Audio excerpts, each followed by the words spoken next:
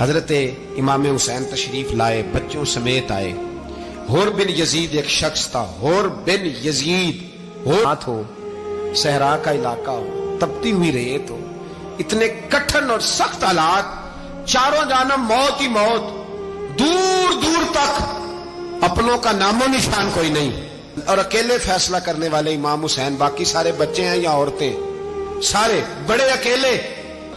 19 لوگوں کو ایک بار میں حضرت ایسے ہی تماشا بنا دیا ہے۔ مظلوم تھے وہ تو رو رہے تھے، ہر مقرر یہ کہہ رہا ہے کہ وہ تو بار بار کہہ ابا پانی مل جائے، پانی آ جائے، ترس گئے۔ خدا کا خوف کرو، یہ دلیر لوگ تھے، ان کی باتیں آج بھی پڑھ کے دلیری پیدا ہوتی ہے، دلیری پیدا ہوتی ہے، دلیری۔ ایک ہاتھ کٹا، دوسرے پہ مشکیزہ، وہ بھی کٹا۔ دیکھ لو میں پس منظر پہ ہوں ابھی تک، میں بتا رہا ہوں کہ جہاد کس کے خلاف تھا؟ ظالم حکمران کے خلاف، ظالم کافر کے خلاف نہیں، مشرک کے خلاف نہیں۔ حضرت امام حسین رضی اللہ تعالیٰ عنہ نے ہر جگہ ایک ہی بات کی کہ یزید شرابی ہے تو بچے کٹوا دوں گا، شرابی کو ووٹ۔ یہ ایک نہیں، ہر کتاب میں یہی لکھا، ہر کتاب میں، اور ہر مسلک کی کتاب۔ یزید چونکہ مجرے دیکھتا ہے، رنڈیوں کا ناچ دیکھتا ہے، بچے کٹوا دوں گا، اس کے ہاتھ میں ہاتھ۔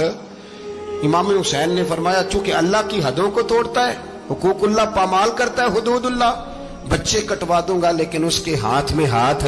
سارا دن خود مجرا دیکھنا اور 10 محرم کو 2 دیگیں پکا کے حسینی بن جانا، سارا سال خود گند مند کرنا، شرابیوں کے ساتھ رہنا، اور 10 محرم کو 2 آنسو بہا کے یاد رکھنا۔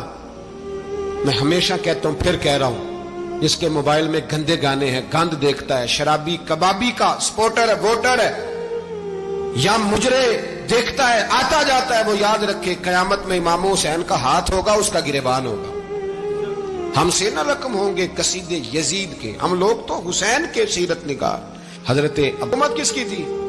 تو پھر یزید نے عبید اللہ ابن زیاد کو سزا کیوں نہیں دی، بلکہ ایک جگہ 2 گورنریاں دی؟ ہمارا کسی بندے سے جائیداد کا رٹا نہیں، ہم تو چاہتے ہیں امت اکٹھی ہو جائے، لیکن جو بندہ نبی پاک کی ماں کو دوزخی کہے، حضور کے باپ کو جہنمی کہے، یزید کو امیر المومنین کہے، اس کے ساتھ اتفاق رائے کر لیا جائے، یہ مذہب ہماری سمجھ میں نہیں آتا، بالکل نہیں آتا، قطعاً نہیں ہماری سمجھ میں آتا۔ کیسے اتحاد کر لیا جائے؟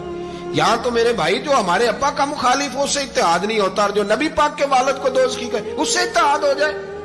کہتے ہیں جی وہ جی اتنی فرقہ واریت ہو گئی، ہم کس مسجد میں جائیں؟ 60 پارٹیاں پاکستان میں رجسٹرڈ ہیں جو الیکشن لڑتی ہیں، کبھی کسی بندے کو ٹینشن نہیں ہوئی کہ کس کے پاس جائیں کس کے پاس نہ جائیں، کبھی نہیں کو بولا کہ اب وہ بھی کھڑا ہو گیا، وہ بھی، کوئی ٹینشن نہیں۔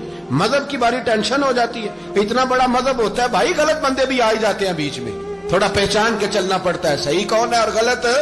اور یہی تو ہمیں امام حسین نے بتایا ہے کہ مذہب کے اندر ہی تم نے شناخت کرنی ہے کہ بندہ ٹھیک کون ہے اور بندہ غلط۔ یہی تو کربلا ہے، یہی تو امام حسین نے بتایا، کفر اسلام نہیں، حق اور باطل۔ تو سمجھیے ہے، درس یہ ہے، پیغام یہ ہے، پیغام یہ ہے، یاد رکھو موت تیزی سے آ رہی ہے، ہمارے ساتھ والے دائیں بائیں والے سب چلے گئے، اسی طرح نمبر لگے گا، ایک دن اعلان ہوگا۔ ضمیر کے قیدی بن کے زندگی نہ گزارو، بالکل نہ گزارو، یہ تھوڑی سی زندگی ہے دنیا سجن المومن۔